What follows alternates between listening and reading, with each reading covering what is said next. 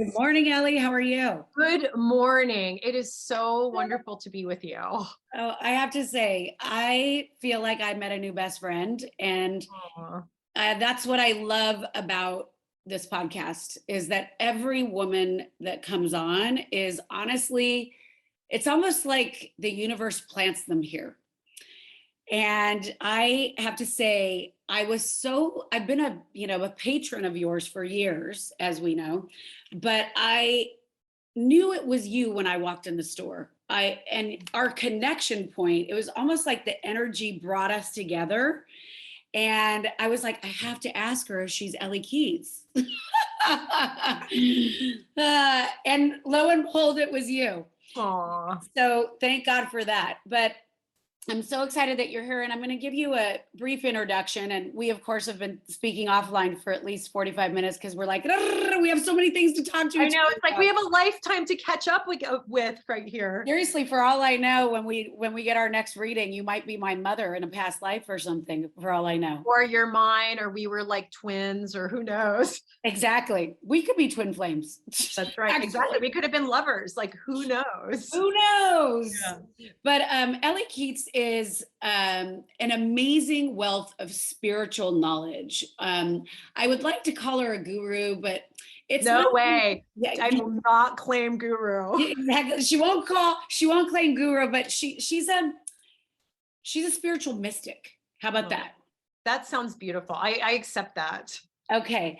But beyond that, you're a businesswoman. You're a real estate agent, not just an agent, but So not an agent. I'm more of like I would say I'm not a real estate agent because I'm definitely not. I'm a real estate maven. There's another mystic maven. You've been able to cultivate this life where you could go back and forth from Hawaii to Los Angeles and live your dream life, frankly. Thank you. I mean, not very many people can claim that and Well, say that you have the abundance to do all that. well, it's all about creativity. And it's funny what's coming to me about this is so one of the most important things for me is balance, like in my life in general.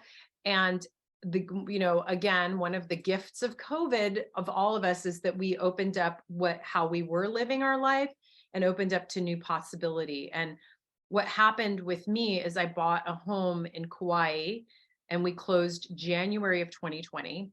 Wow.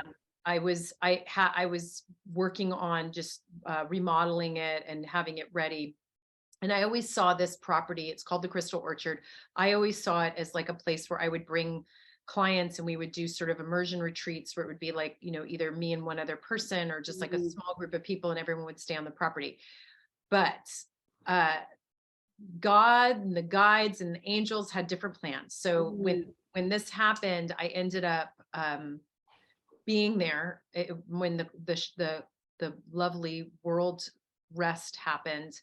I ended up there from February all the way until almost June, like end of June of 2020. So I had the whole lockdown on an island and I got to really drop into Really creating space. Yeah. And what I realized being there, it was really important to me to be it's very important to me in the balance of my own energetics and how I'm able to give in the way that I do in my store and to clients and to friends. And frankly, like everyone in my life is that Kauai gives me the ability to drop within, do my spiritual work. And it's Kauai, each of the Hawaiian islands are correlated to one of the chakras.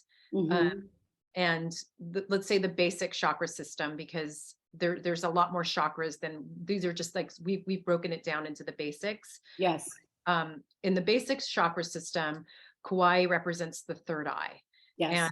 And there's so much instant, we call it the coconut, the wireless coconut on Kauai. So if anything happens, somebody knows. It's like all here, right? Yeah. So that we know, for those people who are just learning about chakras, the third eye is obvious. It's obvious, but sometimes not. In between, basically, are two eyebrows, right, and above. Right. Or I always kind of picture it a little above the eyebrows, like right just here. Right in the center. It's like a wind. It's like if you think of it's a doorway to the light, and like with your The tongue, all-knowing. go back, that's your pineal gland. Your pineal gland goes up into your third eye. So your third eye is your place of intuition. It's, you know, it's opening up to then, which would be your crown chakra. It's funny because I have this like skylight above my head. I totally thought that when we got on the call. I was like, oh my gosh, it's so perfect. She has the light totally shining down on her as if we've completely opened your field.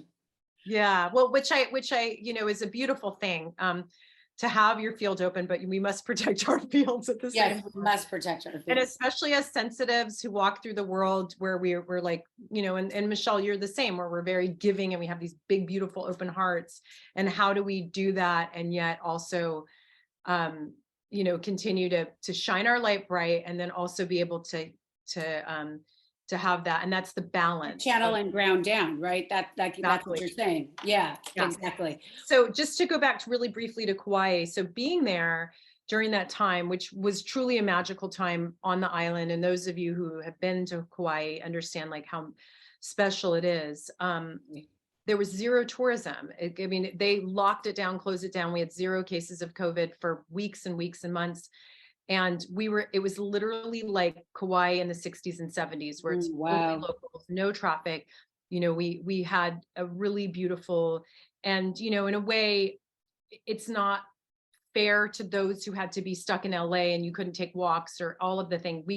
It really was, I do feel as a lot of grace was offered that I was able to be there during that time. Mhm. And I know not everyone had that same experience. It was brutal for those who had to be locked in their houses, and, you know, and Think there about was, some of the people in Europe. They had it even worse, like, you oh know, yeah, in curfews and Australia, yeah. you know, so for me, I got the soft experience of being able to be in the ocean and be on my land and really ground into that experience. And it also had me realize, because we started doing Instagram live, so my Mhm. store had to be closed. Let's just say, let's put it into perspective. There was a lot of financial, I'm not going to say loss, because it wasn't. You It was say strife. Yes, an opportunity for us to see how we can get creative. So one of my amazing employees would come in. Her name is Katie, and she would come in, and we had She's amazing. she's totally amazing. And I had this idea of, okay, how do I connect? It was literally listening to the inner guidance of, Mhm. Ellie, you need to start doing Instagram lives with your store. So Mm. I would do these lives, and it would start off, because I've been dancing for years. Divine, I'm going to call it divine goddess feminine movement of connecting with your sensuality and your strength and your I power. can't wait to bring those classes back. That was actually the way I always envisioned ending my women's groups, was with S With Factor. the movement. Yeah. And now S Factor is Went out no of business. longer Yeah. in the same way, like what it's evolved into, with a lot of us women who used to dance through that particular incarnation of this really ancient dance practice, is we're all finding our way, because a lot of the teachers have moved away from that branding and they're finding their own expression of this movement, which is really within our souls from the beginning of time of the feminine, is that we would be in these dance circles together, and it's our natural way. Yes. So why did I even start on the dance? I'm so I much. want to bring us back to one thing just in the Yes. beginning before you and I go off for too long, Yeah. is that I want us to make clear that basically, first and foremost, not only, you know, are you the real estate maven and the spiritual mystic, but you own this amazing store, and the store houses these amazing crystals that everybody, I'd say, in Los Angeles gravitates to your store, because it's this You. elevated experience, not only of jewelry, but of crystals. And the true mystics that don't just look at them as pure rocks, but look at them as spiritual guidance, and to almost ground more of what our learning is, right? Love to go to your store to experience, not only just to purchase gifts for people, but to showcase things for our altar, or have create better energy within our homes and our spaces for better flow. So this goes back to the balance that you were talking about, right? Absolutely. But the interesting thing is, in addition, is that you started out as an actress. Yeah. So, I I'd mean, love to like you to tell a little bit about like yeah, the your family journey. and that. Yeah. Yeah. So first of all, I see my store as community service. I love It's a that. business. It's a business, like for sure. It's a business, and we have sales goals. We have, a structure. We have systems in place. We have a daily email that we send out every day. I'm just going to say, I am a high school graduate. I did not go to college. I did not take business school. My business is an intuition-based business. All of the guidance is coming, as I see it, from all my amazing mentors who have all passed. I have, sadly and amazingly, incredible mentors on the other side that I swear, my dad writes my blogs for me. I love that. I have 5 angels. My dad was a copywriter in New York. He worked for all the big ad agencies. My dad worked on the Lyman, and he worked on Things Go Better with Coke. My dad worked for literally all the big ad agencies, like Mad Men in the 60s and 70s. So if you can picture that. Very cool. So my dad is my But dad. I want to say one thing. It doesn't matter if you have a college degree or what level of degree we have. We know that and I love the fact that you have just described your business as you use your intuition to guide you. Completely. And that's why I'm saying, like, my guides from the other side are telling me, like, hey, Ellie, do a live with your store from Kauai, and you're going to connect and this is how I ended up being able to do both, is like, I'm in Kauai, we're at my store, we're doing these lives. Katie's holding up crystals. We're like, we're like this, like around this, this ridiculous, like trying to figure out lives. And, before we knew how to light ourselves and blah, blah, blah. So we're doing it, and we're connecting with clients, and everyone's stuck at home, and yet we're giving this experience. But the reason I brought up the dance thing, and this is all coming back together, this is how I weave it together. No, I love it. Is I would start. I follow you. Thanks. We're girls. We do this. We have 10 conversations at once. So I would put on whatever my favorite song is in the moment, and I would dance and move in that divine temple goddess movement. And I would ground in my energy, and I would move, and I would invite everyone, like, move with me, like, get up, let's move. So are we like moving our bodies kind of? Yeah. So like, I mean, literally, like, no kidding. We're going to just have a moment, Michelle, because I think you and I can do this. We should, and we do it really well together. Oh, hell yeah, girl. Okay, hold on. This will be my first dance party with somebody, and I love that. Oh my God. Yeah. So I'm trying to find, I made this like playlist. I made this like little dance playlist because we were going to dance. It's just like, I hope it's not buried. I was like, come on, help me out, people. Come on, everybody, let's get in here. So we had this, I'm just going to pull a song. I really wish I could find one of our songs, but basically how this would work is I would find a song, like I would find whatever the song was in the moment that I was feeling, like, and it would just be like whatever I was feeling in the moment, and I would like put it on. Okay, I'm gonna go for a softer one right now. Normally I would put on Sail, because that's like my EC's, like, I've got this like EC, my erotic creature, that's like, she's a heart longing champion who like wants to like help everybody and bring everybody in, but then there's also this badass. So it's sort of like, I know you understand this language. I do. I'm completely following you. So basically what you're saying is you channel all of these different people that bring out different parts of you, and kind of bring this dance forward. And it calls forward things. So for example, in the case of you and Katie selling, if you're channeling this erotic creature, you're actually outwardly selling these crystals. So you're holding them in the air, but you're doing this dance to. So it would start off like this. Okay. Show me. I'm watching. Back it up, sister. Look how I love the red on you. Move with me, Michelle. Okay. Move with you. Good thing I got dressed today. Can you hear it? Yeah. How are you guys doing today?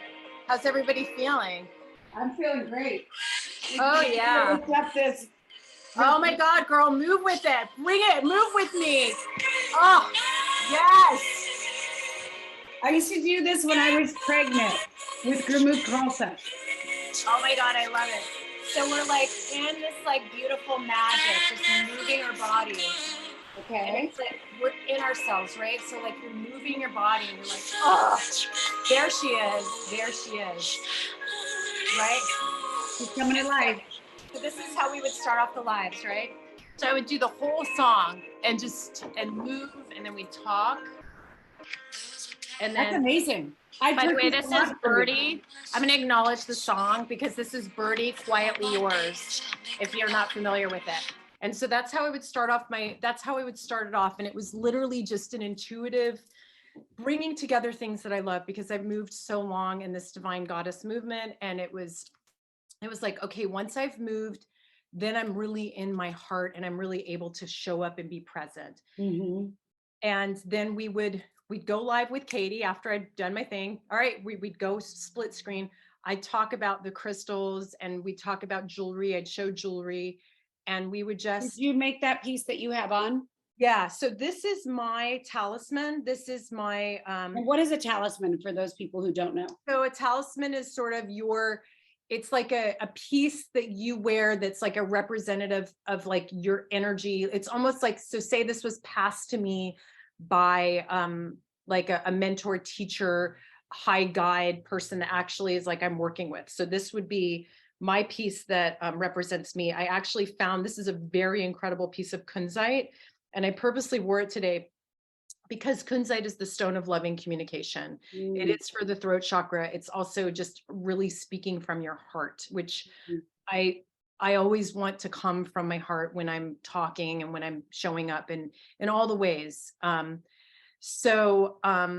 Do you believe that if you didn't have it on, that you'd still come from that? Or do you? I do 100%. But it's part of your essence. Yeah, right? But it's part of my essence, but it helps me connect more genuinely to my essence. And like, I literally put this on today for this and for the importance of what we're doing, and knowing that that the right people are going to hear this, who need to hear this at this moment. And whether it's today, they're listening to us immediately, or they're listening to us 5-10 years from now, and they forgot that when they move, that they come back to them, Yeah. So I love that, because so much of what I do is always about bringing people back to themselves.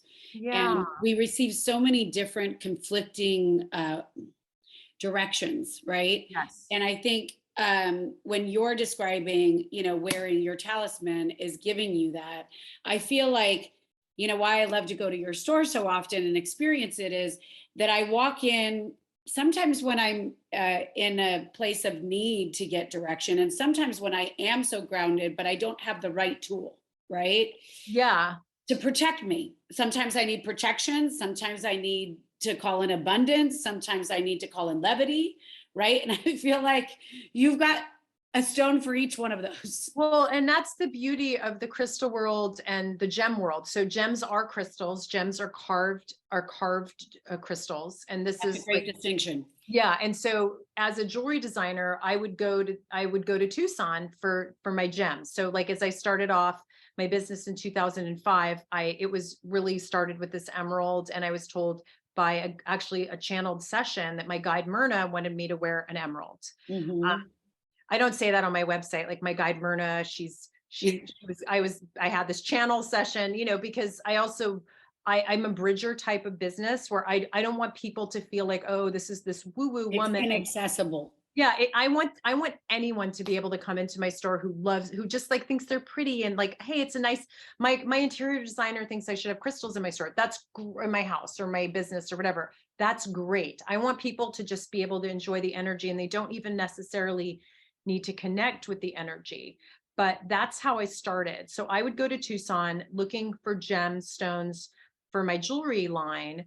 And by the way, I started in wholesale. So I was only selling wholesale to different stores in Japan and the US, including ABC Home and Carpet, which, funny enough, that's a big deal. Yeah. And I just am back in with them again, wholesale. I just opened up again at July 4th weekend. And we're so excited to be in partnership again. And so you can find my collection at ABC Home and Carpet, as well as Ele Keats Jewelry in Santa Monica.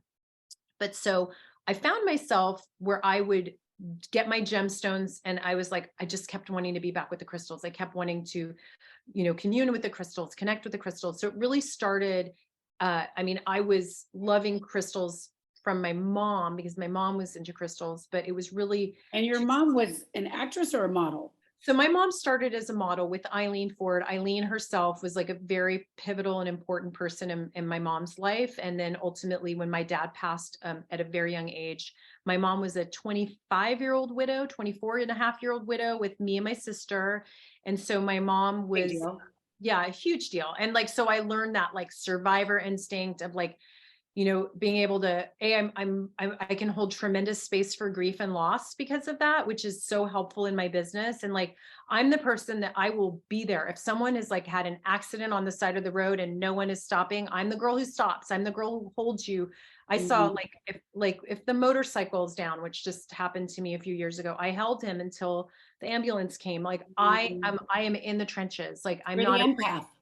Yeah. And I was raised by a double Scorpio survivor widow who.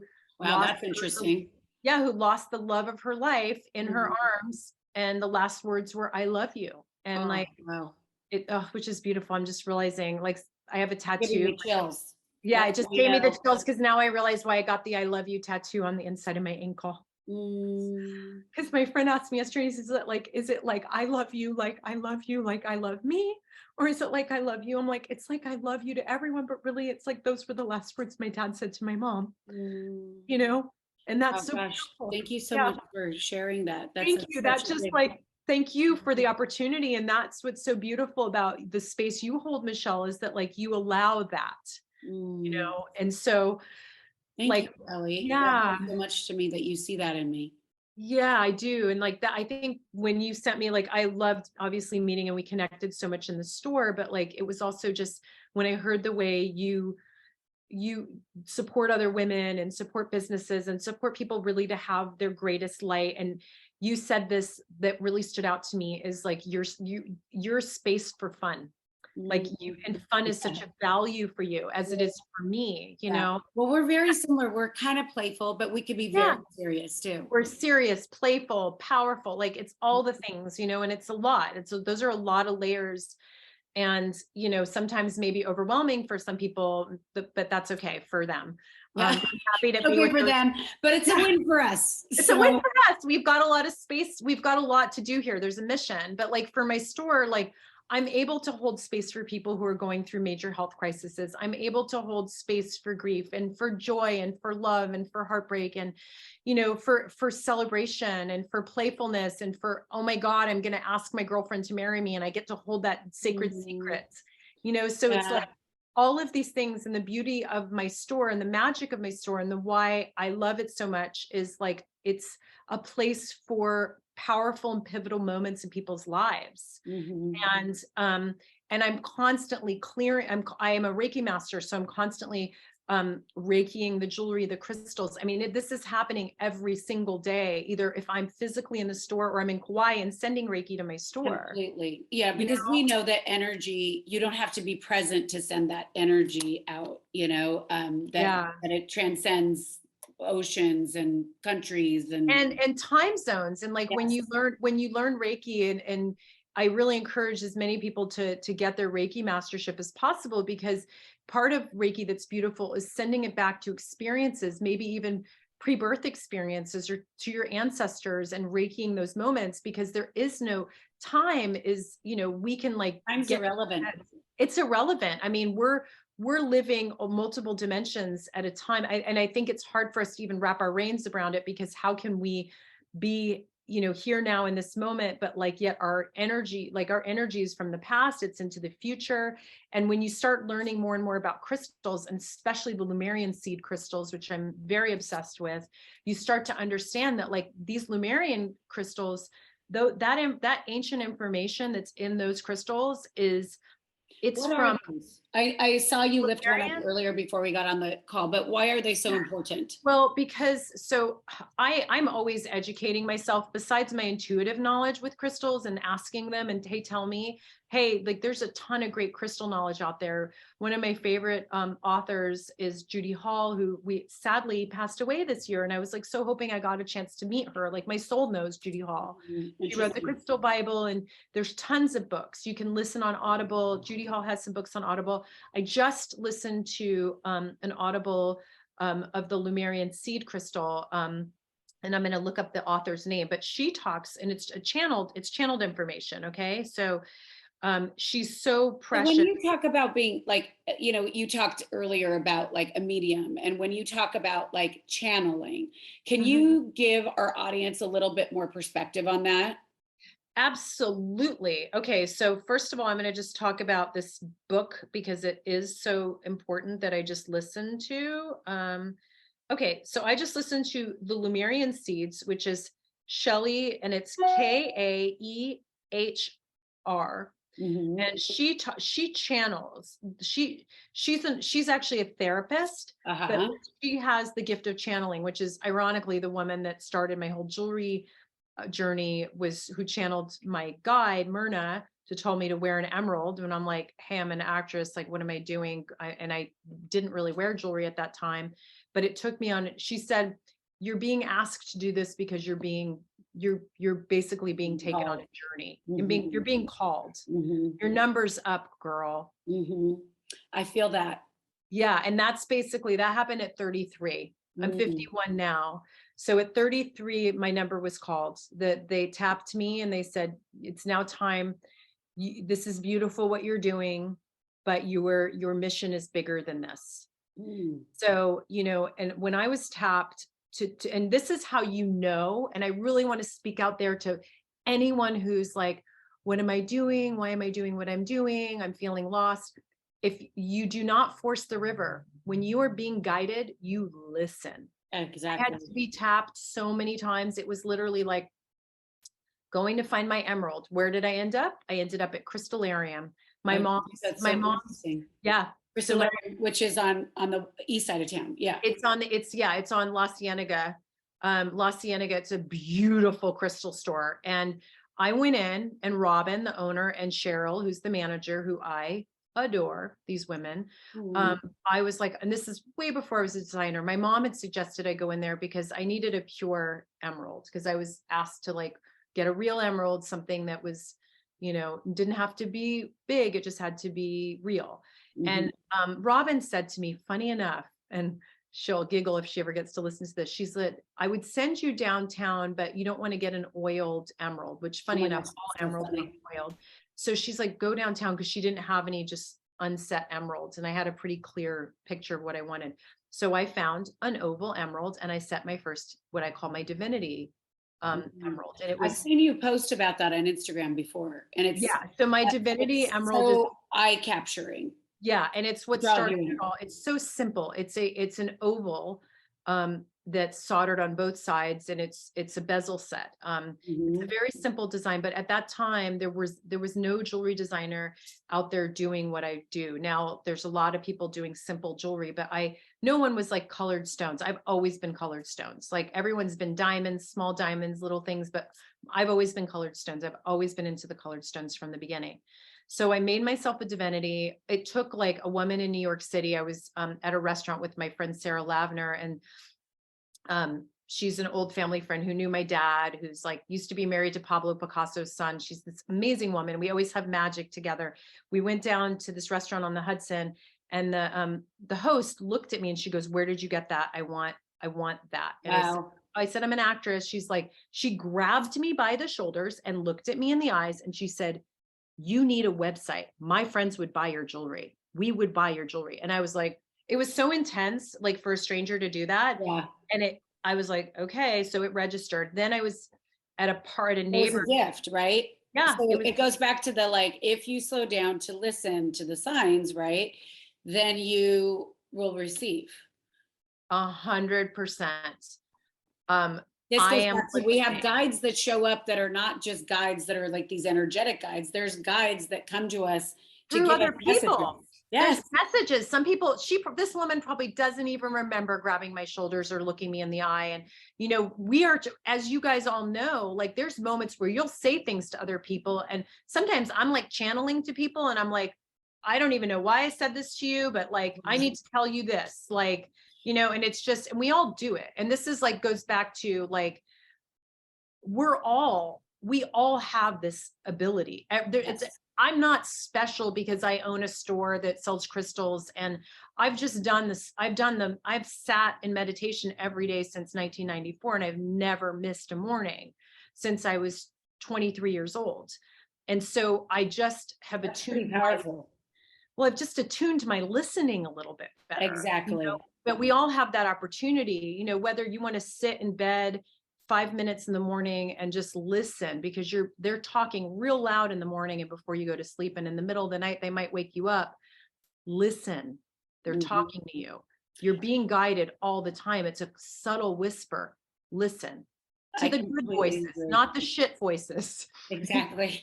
You know, listen to the good, and sometimes those voices like, and you're not saying listen to the good voices as in sometimes they don't deliver you pretty news, but you have to listen. Listen, if it's like, you know what? Don't leave right now. Like, you know, there's a reason you're being asked to stay in your house and do the dishes or make your bed, or, you know, you're not feeling like get in my car right now. You don't know what you're avoiding. You don't know where you're being guided. And I can tell you that over and over, when I have not listened to that intuition, I've gotten myself into some hot water. I absolutely agree with you. I've had many similar experiences. Yeah. And I'm sure like anyone who's listening could be like, yes. And, you know, it's like, anytime I'm pushing or forcing, you know, there is a reason you're being held up and you will never understand it. And we're always being guided. And crystals have taught me that a lot. So what, explain to me something. You go into your store or you go on the website, right? It's a little different when you go to the store because I can feel the energy that you've cleared the space, right? Yeah. And sure. I know that I full-heartedly like look for what attracts me. I know that's something that you teach people when they come in as well, because of course you can have, you know, 500 aquamarine stones or clear quartz or whatever it is that you are looking for to resonate in energy. But how do you guide people? Like, how do they? Well, it's so interesting because I do this, and then I've been listening to Judy Hall and to the Lemurian seeds because I love listening and reading other crystal information, and it's the same thing. They say the same thing. It's follow the listening, follow the intuition. So I always tell people, like, when they start like thinking about it, I'm like, how about you see where you're guided, and then we'll give you. We make crystal cards, so we make individual crystal cards for each. I love those. Thank you. And that was another like sweet contribution. Like all of that is I think I have like a million right here.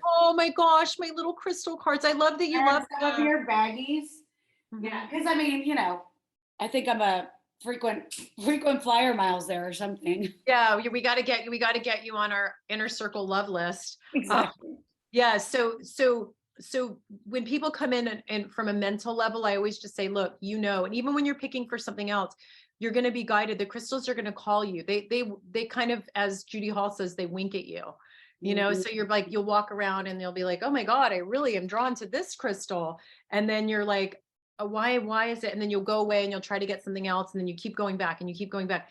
And it's trusting that, and trusting, like, she has this funny thing that I love where she's like, maybe you get drawn to one crystal, but then another crystal calls you in, but the first one was actually just pinging you to go to the second crystal. And it's just trusting that it's part of the journey, you know? Do you ever use a pendulum to actually use your crystals? Absolutely use a pendulum. Yes. So can you tell me or tell our audience about how you use a pendulum and why? And what it looks like. A pendulum is, may I go grab my pendulum? Yeah, please, yeah. Because I just got a really cool new one that I'm really excited about. So I'll explain to you what I think it is, and then in which case, when she comes back, you can add to it. But a pendulum basically is exactly what it sounds. It's usually like on some sort of like a chain, and basically you hold the crystal. It's usually a clear quartz, or it can be like rose quartz, and you hold it over a crystal to make a decision. Or I know that my mother-in-law, who will tap into this, stepmother-in-law, is a huge metaphysics person. So I used to always watch her do it over her vitamins in the morning. Yeah, I mean, that's how I started. Yeah. Okay, so mine's a really cool one. This is, That's beautiful. mine is clear quartz with moldavite, and this is pink tourmaline. I got it from a really cool guy, and I was like, I love it. We sell pendulums at the store.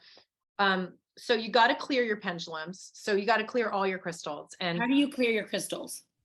literally running water. I used to always be all about the salt, and definitely selenite. We sell lots of selenite. Selenite clears crystals. So you put it on a selenite plate, or we have these amazing selenite bowls. I take off all my jewelry at night and I put them in my selenite bowls. You really? Oh, okay. Yeah, and it really, because you're collecting energy all day long, no matter what you're doing. You know, if it's other people's thoughts, if it's your thoughts, if it's the people you're interacting with, and the crystals are continually, you know, they need to be recharged. They're receiving. They're receiving. So I take out all my little bracelets, I put them in my selenite bowl.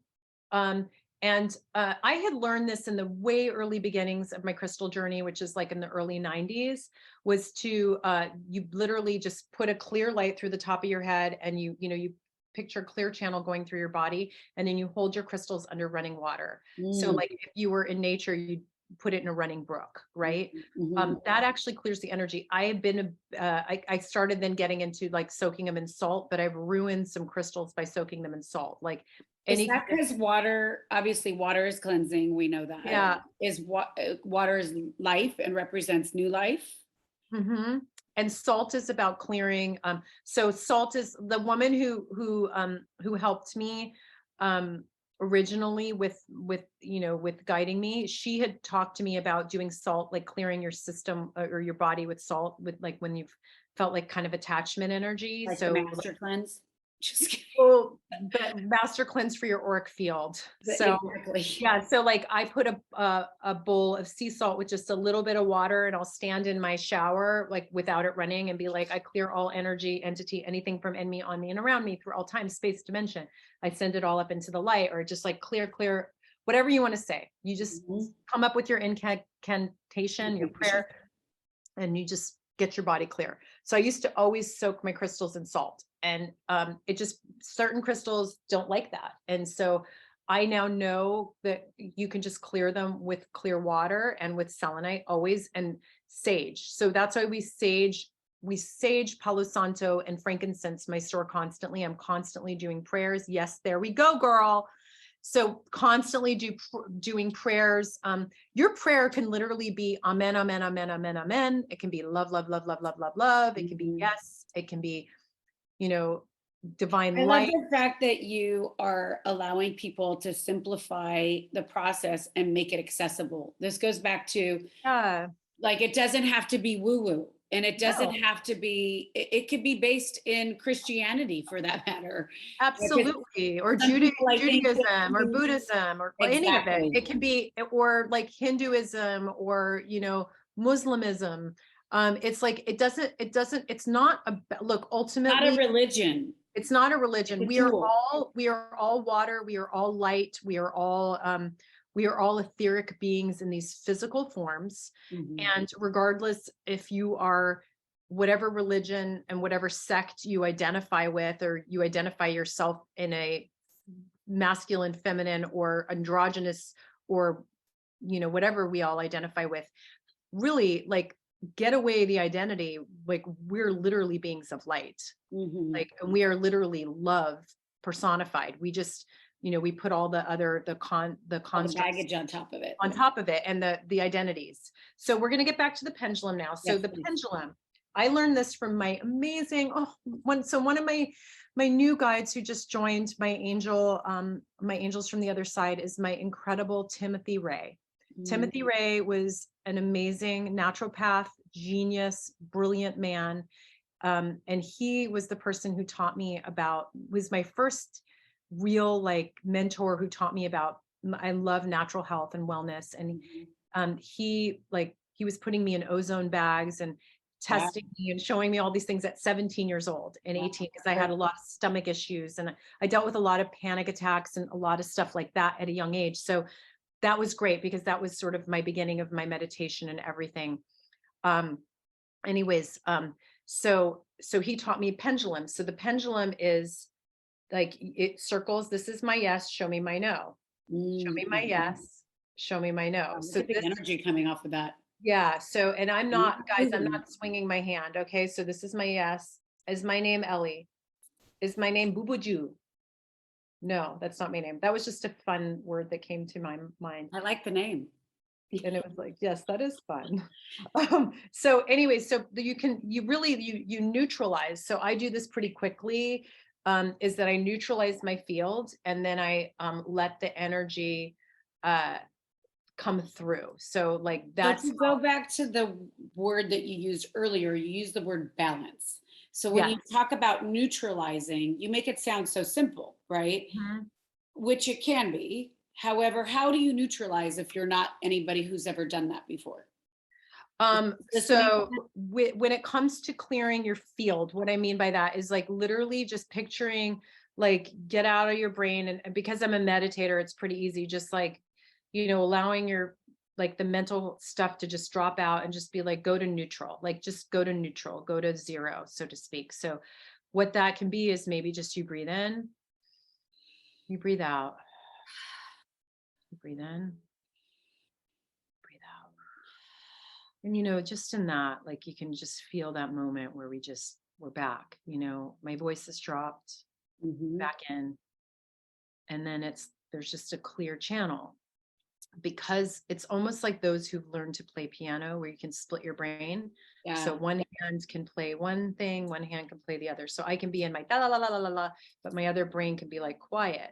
And just yeah, so that's how I can be like, okay, here we are, and da da da, and then here's my yes, here's my no, because I've just done this for so long. Yeah, it's interesting. You and I were talking about tea earlier, right? Yeah.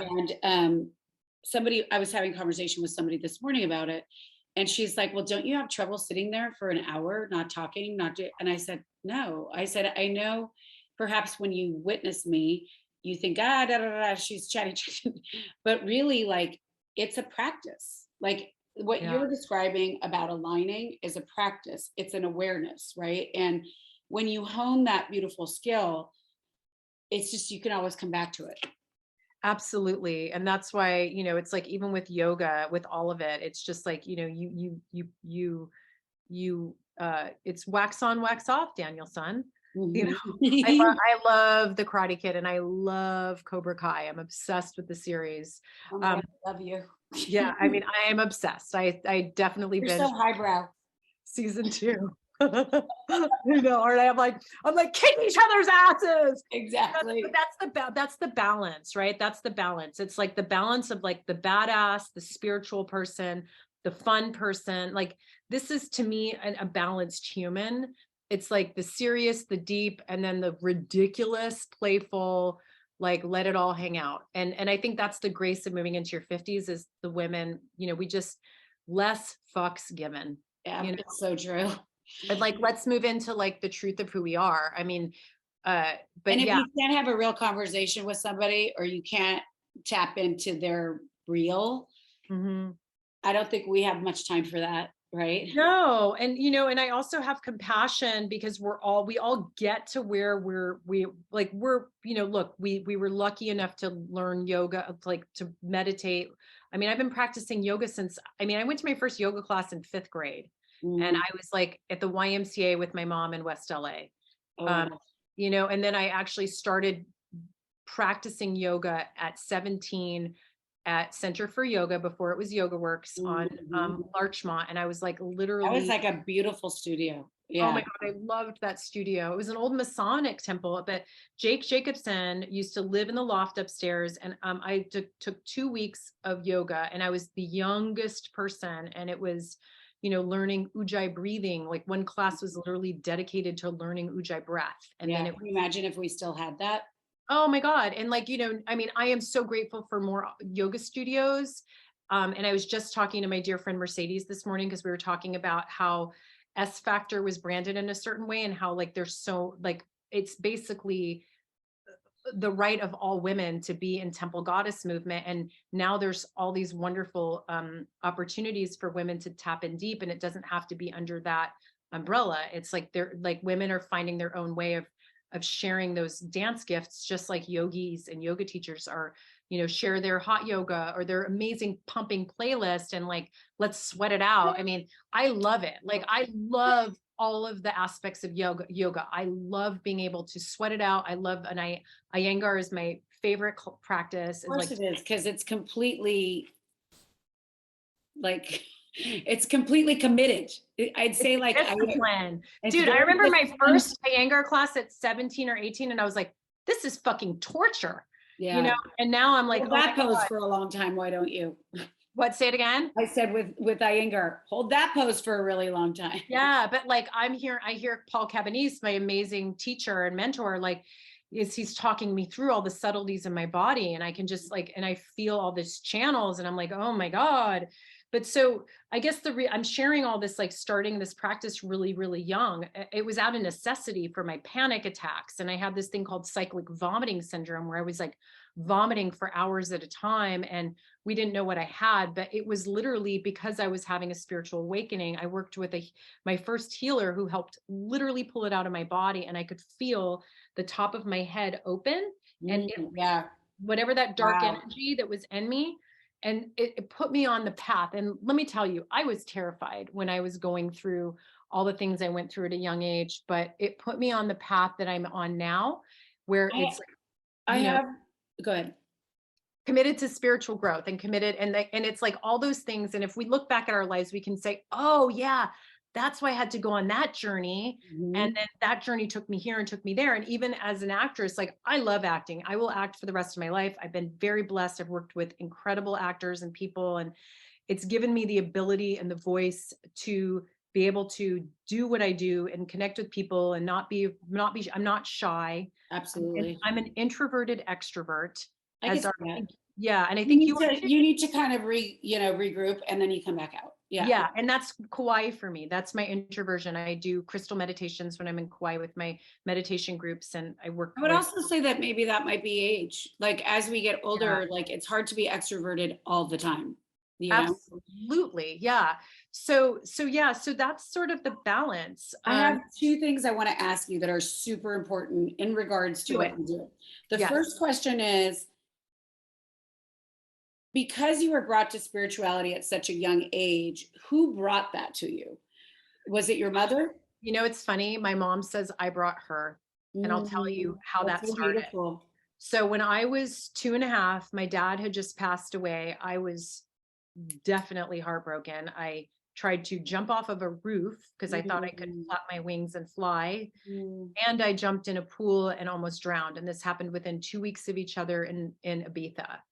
And then we ended up, and my mom was modeling there. And it wasn't like I was trying to commit suicide, but I think that I was this like really etheric little girl.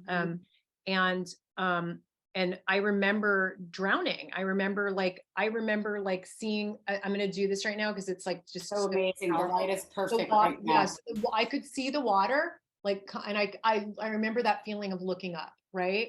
And I remember that so clearly. And then the jumping off the roof, like I literally thought I could fly, and I made it, right? And so we ended up in Italy, in Milan, because my mom was modeling there, and we were staying in a model's hotel. And there was a little boy, and he was my age, and he was American. And I started talking to him, and I started talking really early, and like, you know, very vocal. Yes. So we started talking, and then his mom, and his name's Christopher, by the way, we're still friends, and he lives in Hawaii. He lives in Oahu. He found his way to Oahu. I found my way to Hawaii. It's amazing. And so we grew up with them. So his mom and my mom start talking, and they both realize that they're both they're both models. And my mom, and she says, well, do you want to come to dinner? Like, we're going to dinner right now. And my mom said, oh, you don't want to have dinner with us. We're vegetarians, because we were vegetarians because my dad had cancer and died. And my mom had done all the research, and At that time, it was be vegetarian. That's what helps with cancer. So she said, well, so are we. So that night, Libby told my mom about her spiritual path, about Satmat, which is the spiritual path that my mom then became initiated by. So Libby hands my mom a book called Path of the Masters. My mom stayed up all night long reading it. That's And so she's cool. like, yeah. And so, and my mom is, she's a widow. She's like 24 or 25. Her and my dad were always like meeting gurus and seeking some sort of spiritual path. This is very like New York, early 70s. Yeah, So super cool. everyone's looking for a guru. So my mom, Almost like now, by the way. I feel like we've returned to that in this time frame. yeah, but it's like different. People aren't looking Yeah. for a guru, but people are definitely looking for transformation in this age of Aquarius, which is of course beautiful and magical. Yes. So my mom reads Path of the Masters. She's like, I want to get initiated. So my mom gets initiated. And so, throughout our life, I mean, I was in therapy from the time I was 12 years old, and always doing deep work, always, like my whole life. And I mean, we could go on and on about all of the different paths and even just the different meditations that I've experienced. But somehow my mom just says that I brought her to the path, and then there's been other things that we've talked about. But I do believe that, like, a lot of children are born as old souls. Like, we know that there's crystal children and indigo children. I'm an indigo. Exactly. I think I was an indigo, by the way. For sure. And so in which case, sometimes you continue on that path as a child. I think I got off that path because I was scared of it, right? And then got back on the path. Like, you never leave it, but you almost like dormant it for a period of time. Yeah, right? like my mom, like, so we have some Native American bloodlines, and my great grandmother, who I'm like a twin of, that I'm actually going to show you a picture because it's such a trip. My great grandmother was Cherokee, and I literally, this is my great grandmother. Oh, wow. So that's so interesting. You look just like her, even as I look right now. just like her. It's like me dressed in like 1800s garb. Wow. So she was Cherokee. And, funny enough, when I did my DNA, it doesn't show any of my Native American blood, but like she was half Cherokee. That's so interesting. And then I have Choctaw, Chickasaw, and Cherokee blood, but I also have so mostly like when I did my DNA, it's like Northern Italian, and I happen to get more of like the Italian, I have some Middle Eastern blood, like a little tiny bit. I have, it was mostly like so exotic. Yeah, mostly European blood. But like the Native American blood didn't show up. However, my mom saw ghosts when she was a child. I've had a ghost encounter like as an adult, which was I not definitely fun. saw ghosts when I was a child. Yeah, and then she shut that down. My mom shut that down. And and that's scary. And I saw my dad come in a few times when I was a child. And I would go to my grandmother's room and be like, my daddy just came to visit me, and so it's like these are things as a child, you're like your intuition is open, but then we go through our things and then we shut it down. It's like just like I thought I could flap my wings and fly when I jumped off the roof. So as far as like I have just always been a spiritual seeker. I remember being 3 years old and standing in our apartment in New York City and thinking, what's the purpose? Why am I here? Why am I here? And like, why am I here? Meaning like, why am I on this planet? Like, I knew this really early. And, I also have really, really early memories, as early as like my sister coming home from the hospital at 1. And I literally crawled under the refrigerator to bring my sister a gift that I thought was a crystal, which was like some broken glass. Oh, that's so interesting. Yeah. So it's like, I was always connected. And like, if I look at my life path, I think also the thing is that, not only do we come in as spiritual beings and you sometimes shut it off or shut it down, but like some people are just heightened, like overly heightened, and that's clearly you. And maybe also like being an actress, so much of it is tapping into yourself. Well, And yeah, absolutely. So Yeah. like I had a really amazing acting teacher named Gene Bua, who's now one of my guides on the other side, him and his wife, Tony. And Tony would, funny enough, Tony would always write about these magical shops. And I swear Tony's such a part of my store because it's literally like she wrote about this store that was going to open later and after she was on the other side, you know. But Gene would always say, so his whole teaching was always spiritual. It's called Acting for Life. And he would say, you know, basically it's like dropping into the divine. And he would say, you know, basically like anything can happen and it's never what I think it is. Like anytime we would begin a scene. So you were beginning from a place of meditation and openness. That's so beautiful. It was beautiful. And it was only later once I had a lot of success very quickly and very early. I was in a movie called Newsies and I was in a live about the plane crash in the Andes Mountains. I was in Frankie and Johnny with Al Pacino and Michelle Pfeiffer. And I did a lot of big kind of great movies with great directors and wonderful actors like early on. And I mean, I had no clue. I worked with I was like, you just tap into God, you allow the energy to move through you and that's it. And it was only later that I started feeling like, oh, I need to do more. I need to study method acting. I need to break apart a scene and get really mental. But the truth of it is that brought me no joy. As an actress, for me, where my joy is tapping into the divine and understanding that the lover, the murderer, the victim, all of the things, those live inside of me. Yes. I've lived lifetimes. I know them innately. I'm an empath and I can step into any role. My body does not know the difference. And that was into the, what do they call it for the sensual journey dancing? The collective unconscious. Yeah. So you were calling them the ECs, the erotic creatures. Yeah. So those creatures, we have those, so the erotic creatures, in that languaging, you know, there's the dangerous challenger, there's the lustful lover, there's the enigma, there's the deep soulful. I'm a deep soulful, and there's the champion. I'm the champion, also the deep soulful champion. There's all these different roles, and they're almost like superheroes, right? So we understand these are all within us. And so some actors, I mean, it's just their way. For me, it was always easy. It's like I didn't have to study. There was a lot of things that came to me which is actually early stages or early understandings and a deep knowing of manifestation, but not knowing. Absolutely. And actually how that whole journey, that's a whole other podcast where we can talk about my relationship to money and how that's actually my last question for you is how is it that a spiritual being such as yourself, like the biggest myth is that somebody who is a spiritual creature cannot actually live in abundance. And so that's like the bullshit. That's like this. That is the same bullshit lie as the suffering artist. I love it. Yeah. So I believe the suffering artist is a fucking lie.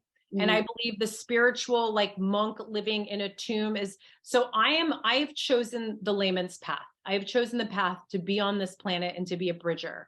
So my belief is that I can show up and that I'm one of my wonderful yoga teachers is Leah, who owns Shefa Yoga. And I love Shefa Yoga. Yeah. So Leah, who opened it, is she is a warrior queen, and you absolutely need to interview her. So Leah's on Saturday, I've been wanting to interview her actually. She's great and you'll love her and she's going to love you. But so Leah talked about, she's like, I'm not special. I'm just brave. And I will say the same thing. I am the girl who put her Barbies on her front lawn when she was 12, and she knew she needed to sell things. I had a job at 14 at Edelweiss Flower Shop on Ocean Park Boulevard. I had a job at Bob's Market. I worked at Ocean Trends at the New Mall in Santa Monica. I have worked since I was 14. I've always been naturally great at finding a bargain. I love a bargain. I love giving a bargain. I think abundance is fun. I love generosity. It's my nature. So generosity might be one of your values. A huge value. And for me, it's a total turnoff if a guy is stingy or if friendships are stingy. I can't be with stingy. I'm the same way, by the way. Wow, we have a lot in common. It's kind of weird. Stinginess is my number one turnoff. Yeah, I'd rather give my last dollar to you. Mm-hmm. It's gross, but yet I love a bargain. So then how do you manifest abundance? Like in one sentence? So Tell I'm me. gonna just say this. One thing that I worked with a director who actually brought me to Gene Buell, my first acting class. Her name is Heidi Van Leer. She's an incredible writer and director. We've done a few movies together. She's amazing. And I remember one of these movies, it was on a nothing budget, but we were all like loving being there because Heidi's energy and her space is about abundance. And she had all her waiters from California Pizza Kitchen. She always tipped really well, like helping us out in the movie. Everyone was doing things from like being a gaffer to being like a PA to some of them were actors. And her whole thing is like, you know, that was the first time I heard the concept of pay it forward. And it was like she's like, Ellie. And she jokes because she doesn't remember this conversation. So I'm like, oh, this is one of those channeled things where someone says to you what you need to hear that changes your life. Yep. She said to me, Ellie, money is not real. It is energy. And it was the first time like I heard this concept, and this is 16, 17 years ago. And I was like, that's incredible. I was like, it's energy. It's energy. Okay. So I've always had this really playful relationship with money. And I've had 2 foreclosures. I bought my first property when I was 18 at the height of the market when we were paying 17% interest rates in the late 80s, early 90s. And I bought a home and a condo that both foreclosed right after the earthquake and when the market dropped. So I've been through major losses. And I remember a friend of mine was like, you know, when you like, I was like, okay, so how can I make this playful and fun? And I sold all my furniture and I was really excited about it. And I was like, I'm selling everything. I'm going to live with my girlfriends. And this is 1994. And I was like, I'm renting this. I had my $800 a month room and I was so excited. And I just like kept it super simple. And my friend's like, I just ate rice for like a month. And I was like, ooh, like, how can I get creative with money? Like, I've got this amount of money and like, how am I going to get creative? And I made it fucking fun. I love the way that you're describing this is that you didn't make it a burden. I'm not a victim. Like, exactly. I'm not a victim. And like, you made it fun and you got creative. I didn't get into survival mode. Yeah, I went from a different chakra. So like, if we talk about it in chakras, I wasn't going from root chakra. I was going from my solar plexus. I was like, and my sacral. I was like, let's make this fun. Let's make this creative. This is what I have. Instead of being like, oh my God, I'm fucked. I had a house foreclosed and I had a condo foreclosed and I lost everything and I have to sell all my stuff. You didn't come from fear. I didn't. I was like, let's make this. So we have 2 choices, right? Love, fear. I came from love. I was like, let's make this fun. Let's make this creative. So, you know, literally 4 years later, because I had 2 foreclosures. I had like, my credit wasn't great. I had an opportunity to buy a house and be on that house as they put me on the loan. Second or whatever it is. So like so I bought the house and then after 2 years of making my mortgage payments online or on time, I was then able to get my own loan. My credit was repaired. And then I was able to have credit. And I used that house and I leveraged that house. I bought that house at the very lowest of the market in 98, which was a very low market in LA. And I was able to leverage that house to buy a car. I used some of it to start my business. Mostly my business was started on a credit card of $10,000. And I was gold was very low. At that point, it was like 500 and something an ounce. It sounds like you're a risk taker. I'm a risk taker, but I'm a risk taker in a way where I'm not conservative. I'm not like a maniac. I'm somebody who follows my intuition and I listen. That is like the main thing. Like, I love it because this kind of goes back to the beginning of the interview. The beginning of the interview was about listening on a deeper level and not missing those opportunities, right? Right. And so like I listened and I was like, I love colored stones. So the end of my, like, we're going to bring it back to the Divinity, which is what started my jewelry line. I was at a party and this girl, and I, by the way, had such a heartbreak breakup, was like, whoa. And I made myself go to this party. Okay. And it was a garden party Sunday on my street, my friend Colette. And one of her friends was there and she saw my necklace and she's like, oh, can I try it on? And she put it on and she's like, I want to buy this from you. And it was the first time I saw my jewelry on someone and I saw my necklace on her and I was like, oh shit, that's beautiful. And like, because I've only seen it in a reflection, right? I've never seen it on someone. So I saw it on her. I said, you know what? She's like, will you make me one? I was like, yep. So I went, I got it made. I started just working with my goldsmith. And then it was my friend Natalia encouraging me to start a little line. So I started with 9 necklaces. I brought it to Caviar and Kind, which is now Rose Arc, put it on consignment, and then also went to a set because my makeup artist from the Steven Soderbergh movie I had done invited me to the set of Because I Said So. And basically within the first month of me like really stepping out as a jewelry designer, I had sold to Cameron Diaz, to Diane Keaton, to Piper Perabo. Wow, that's amazing. So what a great start. See, so how your actress career kind of tied collided. In Yes. transition, which they do often. And they do. Yeah, it's like, and I was actually, that was actually told to me through the channeler. She said, your acting career is going to support your jewelry career. And I always put this, by the way, on the back burner for years. I was still going on auditions. I was supporting myself as an actress. It was only when I was given an opportunity to open a pop-up shop in Brentwood between the Country Mart and Votre-Sante, there's a little walkthrough. I had a less than 100 square foot shop, and we were lucky to gross 10,000 a month gross. And that's like before I pay my staff. I mean, I was making such a small amount of money, but it was so fun to just like connect with clients. And it was only then that I was like, oh my God, I love retail. I love connecting with clients. This actually is just as valuable to me as being an actress. You're like, it's in alignment with me. Yeah, it's about, so my mission statement is I am here to bring connection, creation, inspiration, and beauty to the world. And that's who I am. That's my business. That's for everything I stand for. And it really is like, and that came to me. Oh, sorry, go ahead. Oh, that came to me through doing this book called Calling in the One, this beautiful book. And it was about love. An amazing book. I want to see that book. Yeah, that book is basically the artist's way for love. Oh, I love the book, The Artist's Way. Oh, that's so beautiful. Yeah. And I love Catherine Woodward Thomas. She's an amazing woman who wrote it. And yeah, so basically I can just, we could talk for like 10 hours about this, but I'm going to break it down. Money's not real. Don't be afraid, guys. A lot of us have some crappy programming around money and finances, and we have a terrifying relationship with money rather than understanding that money's creative and it's a flow. And I think being in flow, I mean, I'm not talking about being a fool. No. Like, I mean, I'm a great savvy businesswoman. I'm fair. I pay my employees fairly, and we actually pay better than most of these like big businesses are. So like I've interviewed a lot of businesses that do what I do and do other retail. And one thing that is important is to pay people fairly.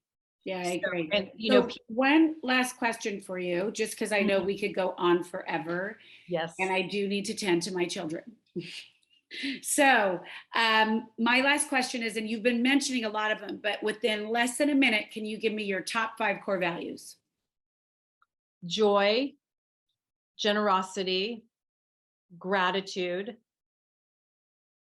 like healthy lifestyle, living like with radiant health, and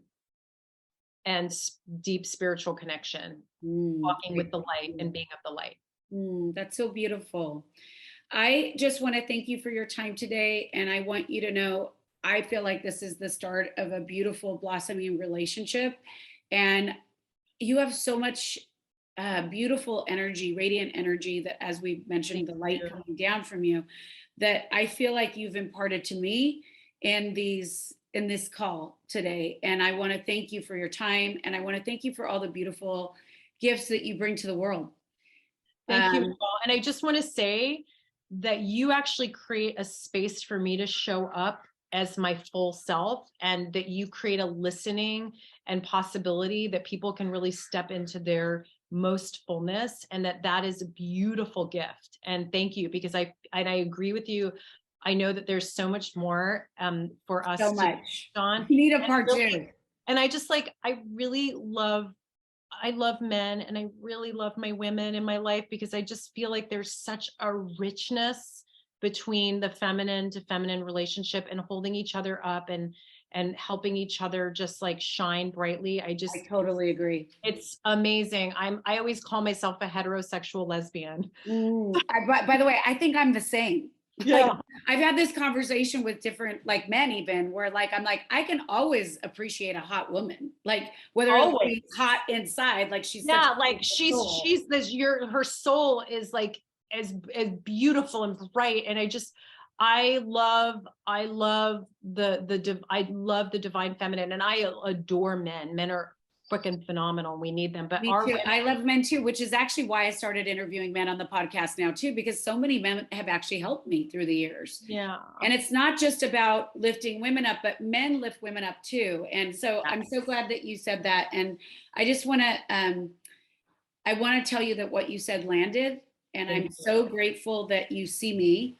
And it's true. It is not a gift. Like when we talk about what your niche is and what your point of differentiation is, I know I have that gift to hear and listen and feel on a level that it's not just words. Like people can say those things, but I see the difference, and I no, see. you hold an energetic field. Your field is full of joy and possibility, and it's like the infinite. And that's like it's like, what a beautiful gift.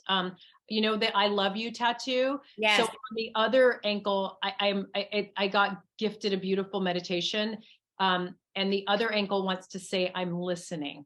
Oh, I love that. Right. So I love you. I'm listening. And like, that's to ourselves, to the universe, to each other.